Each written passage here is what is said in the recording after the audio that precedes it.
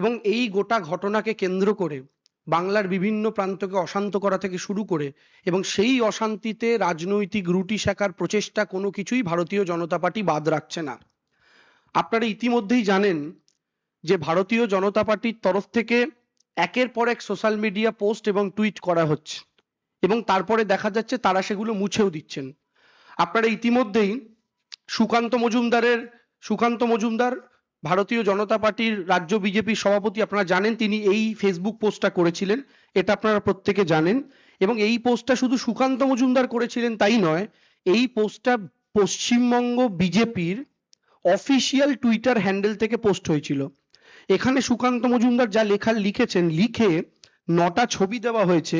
সেই 9টা ছবির মধ্যে প্রথম ছবি গণেশ চতুর্থী, দ্বিতীয় সরস্বতী পুজো, তৃতীয় রামনবমী, হোলি, দিওয়ালি, দুর্গাপুজো, হনুমান জয়ন্তী, দশেরা, সংক্রান্তি। এই 9টা হিন্দু উৎসবের ছবি দিয়ে অশান্তির ছবি ট্যাগ করে বলা হচ্ছে যে ভারতীয় জনতা পার্টি এই বক্তব্য রাখতে চাইছে যে পশ্চিমবঙ্গে হিন্দু উৎসবগুলিতে এই জিনিস হয়। এই ঘটনা ঘটার পর যখন আমাদের তরফ থেকে, আমরা আমাদের আইটির তরফ থেকে, আমাদের ভলেন্টিয়াররা, আমরা যখন সোশ্যাল মিডিয়ার মাটি খুঁড়ে তথ্য বার করে আনলাম, আমরা দেখতে পেলাম যে এই প্রত্যেকটা ছবি যেগুলো বিজেপি ব্যবহার করেছে এবং বিজেপির রাজ্য সভাপতি স্বয়ং যে টুইটটি করেছেন, এই প্রত্যেকটা ছবি, তার মধ্যে একটাও বাংলার ছবি নয়। এই প্রত্যেকটা ছবি বাইরের রাজ্যের, এবং শুধু বাইরের রাজ্যেরই নয়, এই ছবিগুলোর মধ্যে প্রথম যে ছবিটা আপনারা দেখতে পাচ্ছেন সেটা সিএ প্রোটেস্টের ছবি 2019-20 সময়কার। দ্বিতীয় ছবিটা লখনৌয়ের এনআরসির প্রোটেস্টের। চতুর্থ ছবিটা জলন্ধরের, এবং এটা কিন্তু কোনো দাঙ্গার ছবি না। চতুর্থ যে ছবিটা দেখতে পাচ্ছেন, যেটাকে ওরা চালাচ্ছে হোলি বলে, সেই চতুর্থ ছবিটা হচ্ছে আসলে একটা আগুন লেগে গেছিল, সেই ফায়ার ব্রেকআউট করেছিল সেখানকার ছবি। পঞ্চম ছবিটা ম্যাঙ্গালোরের, সপ্তম ছবিটা হচ্ছে কর্ণাটকের, অষ্টম ছবিটা উত্তরপ্রদেশের, এবং লাস্ট ছবি, নবম ছবি, যেটাকে সংক্রান্তি বলে উল্লেখ করা হয়েছে, আর কোনো উৎসব খুঁজে পায়নি, সংক্রান্তি লিখে দিয়েছে, সেই সংক্রান্তির ছবিটা হচ্ছে আসলে আসামের এনআরসির ছবি।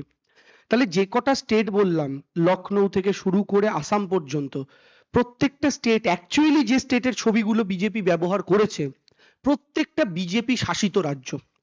অর্থাৎ বিজেপি শাসিত রাজ্যের অশান্তির ছবি বাংলায় ব্যবহার করে পোস্ট করছেন স্বয়ং বিজেপির রাজ্যের সভাপতি।